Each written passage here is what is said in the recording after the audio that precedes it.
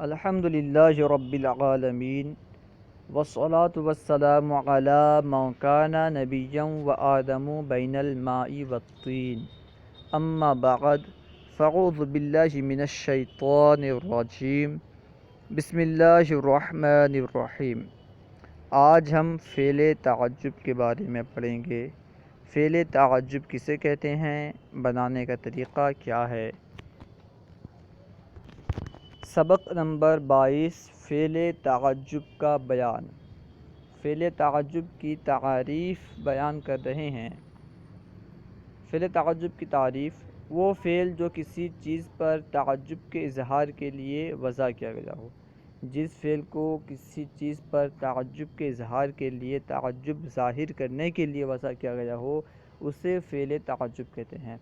اس تعریف سے کیا معلوم ہوا، جس فعل کو تعجب کے اظہار کے لیے وضع کیا گیا ہو وہی فعل تعجب ہے، اور اگر کوئی ایسا فعل ہو جس کو تعجب کے اظہار کے لیے وضع نہ کیا گیا ہو پھر بھی اس سے تعجب ظاہر ہو تو اسے فعل تعجب نہیں کہیں گے۔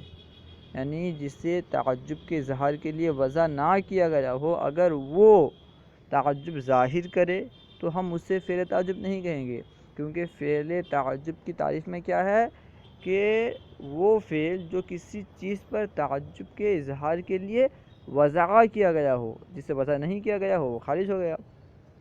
جیسے مثال دے رہے ہیں، ما احسنہ، وہ کتنا حسین ہے، وہ کتنا حسین ہے، اسے تعجب کے لیے وضع کیا گیا ہے۔ فعل تعجب بنانے کا طریقہ کیا ہے، بیان کر رہے ہیں۔ فعل تعجب بنانے کا طریقہ: ثلاثی مجرد سے فعل تعجب کے 3 اوزان ہیں۔ نمبر 1 ما افعلہ، نمبر 2 افعل بہ، نمبر 3 فعولا۔ ان کو بنانے کے الگ الگ طریقے ہیں۔ 3 صیغے ہیں، 3 وزن پر فعل تعجب ثلاثی مجرد سے آتا ہے، تو ان تینوں کو بنانے کے الگ الگ طریقے ہیں۔ ہر ایک کے بارے میں بتائیں گے کہ کس کو کس طرح بنایا جائے گا۔ سب سے پہلے ما افعلہ کے بارے میں بیان کر رہے ہیں کہ اسے کس طرح بنائیں گے۔ نمبر 1 فعل مضارع سے علامت مضارع حذف کر کے اس کی جگہ حمزہ مفتوحہ اور اس سے پہلے ما تعجبیہ کا اضافہ کریں۔ عین اور لام کلمے کو فتحہ دے کر آخر میں ضمیر یا اسم ظاہر منصوب بڑھا دیں۔ یعنی ہمیں کیا کرنا ہے، اگر ہمیں ما افعلہ کا صیغہ بنانا ہے تو فعل مضارع سے علامت مضارع کو حذف کرنا ہے۔ علامت مضارع کو حذف کر کے اس کی جگہ، علامت مضارع کی جگہ حمزہ مفتوحہ کا اضافہ کرنا ہے، اور اس سے پہلے یعنی حمزہ مفتوحہ سے پہلے ما تعجبیہ کا اضافہ کرنا ہے، ما تعجبیہ کو لانا ہے، اور عین اور لام کلمے کو فتحہ دینا ہے۔ عین لام کلمے کو فتحہ دینے کے بعد آخر میں، سب سے آخر میں ضمیر یا اسم ظاہر منصوب بڑھا دینا ہے۔ ایسے مثال دیکھیں، یفعل سے ما افعلہ، یفعل فعل مضارع کا صیغہ ہے، ہم نے کیا کیا کہ یفعل سے علامت مضارع یا کو حذف کیا۔ یا کو حذف کرنے کے بعد اس کی جگہ حمزہ مفتوحہ کا اضافہ کیا، اور حمزہ سے پہلے ہم نے ما تعجبیہ کا اضافہ کیا۔ اس کے بعد عین اور لام کلمے کو ہم نے فتحہ دیا، کیونکہ کہا گیا ہے کہ عین اور لام کلمے کو فتحہ دیا جائے، جبکہ فتحہ نہ ہو۔ اگر فتحہ ہو تو دینے کی حاجت نہیں، تو ہم نے عین اور لام کلمے میں، کیونکہ یہاں پہ عین کلمے میں تو فتحہ تھا، لام کلمے میں فتحہ نہیں تھا، اس لیے ہم نے لام کلمے کو فتحہ دیا اور آخر میں ضمیر کا اضافہ کیا، تو یہ فعل تعجب بن گیا، فعل تعجب کا وزن بن گیا، ما افعلہ۔ دوسری یا ما افعل زیدن، ما افعلہ کس کی مثال ہے، جس کے آخر میں ہم نے ضمیر کا اضافہ کیا، اور ما افعل زیدن اس کی مثال ہے جس کے آخر میں ہم نے اسم ظاہر کا اضافہ کیا، کیونکہ کہا گیا ہے کہ آخر میں ضمیر یا اسم ظاہر منصوب بڑھا دیں۔ دوسرا صیغہ یعنی افعل بہ کو کس طرح بنائیں گے۔ افعل بہ یہ وزن بھی فعل تعجب کے لیے آتا ہے، تو اس کو کس طرح بنائیں گے بتا رہے ہیں۔ فعل مضارع سے علامت مضارع کو حذف کر کے اس کی جگہ حمزہ مفتوحہ کا اضافہ کریں۔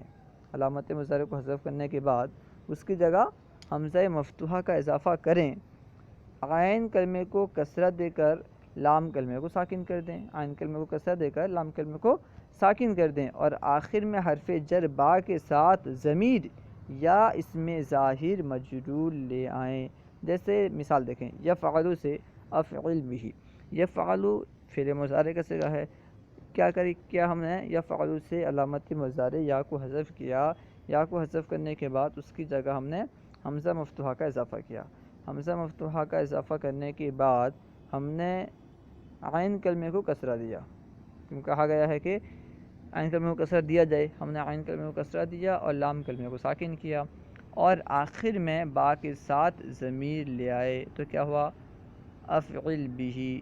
یہ اس کی مثال ہے جس میں ہم با کے ساتھ ضمیر لائے، اور اگر ہم با کے ساتھ اس میں ظاہر لائیں تو مثال ہوگا افعل بزید۔ اور تیسری صورت بتا رہے ہیں، تیسرا صیغہ جو ثلاثی مجرد سے آتا ہے، تیسرا وزن جو ثلاثی مجرد سے استعمال ہوتا ہے فعل تعجب کا، وہ کیا ہے؟ فعولا۔ اسے بنانے کا طریقہ کیا ہے بتا رہے ہیں، فعل مضارع سے علامت مضارع حذف کر کے فا کلمے کو فتحہ، عین کلمے کو ضمہ اور لام کلمے کو فتحہ دے دیجئے۔ فعل مضارع سے علامت مضارع کو حذف کرنا ہے، عین کلمے کو صرف ضمہ دینا ہے، اور فا اور لام کلمے کو فتحہ دینا ہے، تو اس طرح یفعل سے فعولا بن جائے گا۔ تنبیہ میں بیان کر رہے ہیں، خیال رہے کہ ہر فعل سے فعل تعجب نہیں بنتا، ہر فعل سے فعل تعجب نہیں بن سکتا، بلکہ اس کی بھی وہی شرائط ہیں جو اس میں تفصیل کے بیان میں ذکر کر دیے گئے ہیں۔ اس میں تفصیل کے بیان میں جو شرائط ذکر کر دی گئی ہیں، وہی شرائط فعل تعجب کے لیے بھی ہیں۔ کیا شرائط تھیں اس میں تفصیل کے لیے؟ کہ وہ فعل تام ہو، متصرف ہو، مثبت ہو، معروف ہو، اور اس کا معنی ایسا ہو جس میں فرق کیا جا سکتا ہو، وغیرہ وغیرہ جو شرائط تھیں۔ 2، پھر یہاں بھی وہی تفصیل ہے کہ اگر فعل میں اول الذکر 5 شرائط میں سے کوئی شرط مفقود ہو تو اس سے فعل تعجب اصلاً نہیں بن سکتا، نہ ما افعلہ، نہ افعل بھی، اور نہ فعولا کے وزن پر، یعنی تینوں وزن میں سے کسی وزن پر بھی فعل تعجب نہیں بن سکتا اگر پہلے کے 5 شرط جو ہیں وہ ان میں سے کوئی شرط مفقود ہو۔ وہ شرط کیا ہے؟ وہ شرط ہے، سب سے پہلی شرط یہ ہے کہ فعل تام ہونا چاہیے، فعل تام ہونا چاہیے، ناقص نہ ہونا چاہیے، تام ہو ناقص نہ ہو۔ دوسری شرط یہ ہے کہ متصرف ہو، یعنی اس کی گردان ہوتی ہو، جس کی گردان نہیں ہوگی وہ خارج ہو جائے گا۔ اور تیسری شرط یہ ہے کہ وہ معروف ہو۔ چوتھی شرط یہ ہے کہ وہ مثبت ہو۔ پانچویں شرط یہ ہے کہ اس کا معنی ایسا ہو جس میں فرق کیا جا سکتا ہو۔ یہ 5 شرائط میں سے اگر کوئی شرط بھی نہ پائی جائے، اگر کسی میں ان 5 شرائط میں سے اگر ایک شرط نہ پائی جائے تو اس فعل سے فعل تعجب نہیں بن سکتا، کسی بھی وزن پر نہیں بن سکتا۔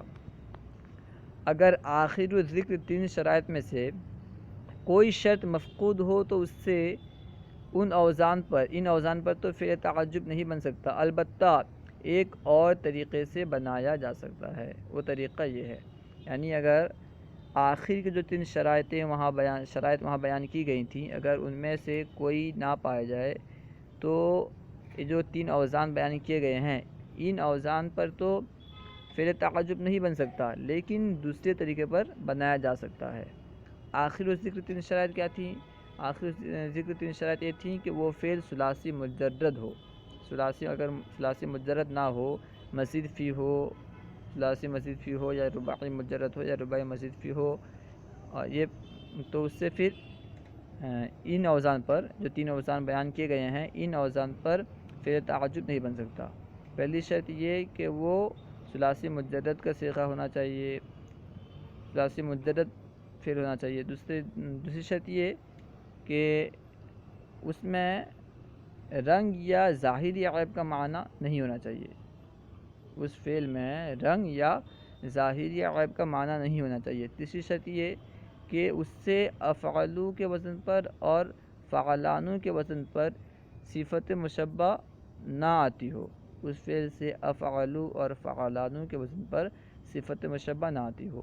ان تینوں شرائطوں میں سے اگر کوئی شرط نہ پائی جائے تو پھر فعل تعجب آئے گا، مگر جو اوزان بیان کیے گئے ہیں ما فعلہ افعل بہ فعولا، ان میں سے کسی وزن پر نہیں آئے گا، بلکہ دوسرے طریقے سے اسے بنائیں گے۔ کیا طریقہ ہے بیان کر رہے ہیں،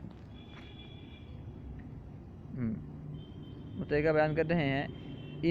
اس فعل کے مصدر سے پہلے ما اشدہ یا اشدد لگائیں گے، یعنی جس فعل سے ہمیں فعل تعجب بنانا ہے اور اس میں آخر ذکر تین شرائط میں سے کوئی شرط نہ پائی گئی، یعنی وہ ثلاثی مجرد نہ رہا، یا اس میں رنگ یا غیب کا معنی پا لیا گیا، یا پھر اس سے افعلو کے وزن پر صفت مشبہ آتی ہو، تو کیا کریں گے کہ اس کے شروع میں، اس فعل کے مصدر سے پہلے مصدر کے شروع میں اشدہ یا اشدد لگائیں گے۔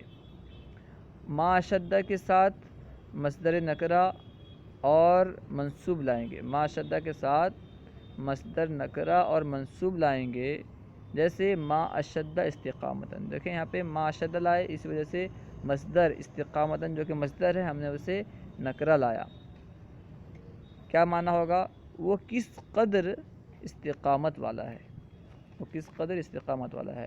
اور اشدد لانے کی صورت میں مصدر کے ساتھ حرف جر با کا اضافہ کریں گے اور آخر میں ضمیر یا اسم ظاہر مجرور آئے گا، جیسے اشدد بعمیہ، وہ کتنا کیسا اندھا ہے۔ یعنی اگر ہم بتائیں نا کہ اگر اس فعل سے جس میں آخر ذکر تین شرائط میں سے کوئی شرط نہ پائی جائے، اس سے اگر ہمیں فعل تعجب بنانا ہو تو اس کے مصدر سے پہلے ما اشدہ یا اشدد کا اضافہ کرنا ہے، اشدد لگانا ہے۔ اگر ہم ما اشدہ لگائیں گے تو ما اشدہ کے ساتھ مصدر نکرہ کا ذکر ہوگا، اور اگر ہم اشدد لگائیں تو اشدد کے ساتھ با حرف جر کے ساتھ اشدد اگر ہم لائیں تو اس کے بعد کیا کریں گے، با حرف جر لائیں گے اور حرف جر کے ساتھ کوئی ضمیر ہوگی یا پھر اسم ظاہر مجرور ہوگا، جیسے اشدد بعمیہ، وہ کیسا اندھا ہے۔ یہاں پہ دیکھیں کہ اشدد لائے اور اشدد کے بعد ہم نے کیا کیا کہ مصدر کے آخر میں مصدر کو با کے ساتھ لائے۔ اشدد اگر لائیں گے تو اس صورت میں مصدر کو با کے ساتھ، با حرف جر کے ساتھ لائیں گے اور اس مصدر کے آخر میں کیا کریں گے، ضمیر کا اضافہ کریں گے۔ تو یہاں دیکھیں اشدد لائے، اشدد کے بعد ہم نے با لایا، با کے ساتھ مصدر کو لایا، دونوں کو ملا کر کے لائے اور آخر میں مصدر کے آخر میں ضمیر کا اضافہ کیے، اشدد بعمیہ۔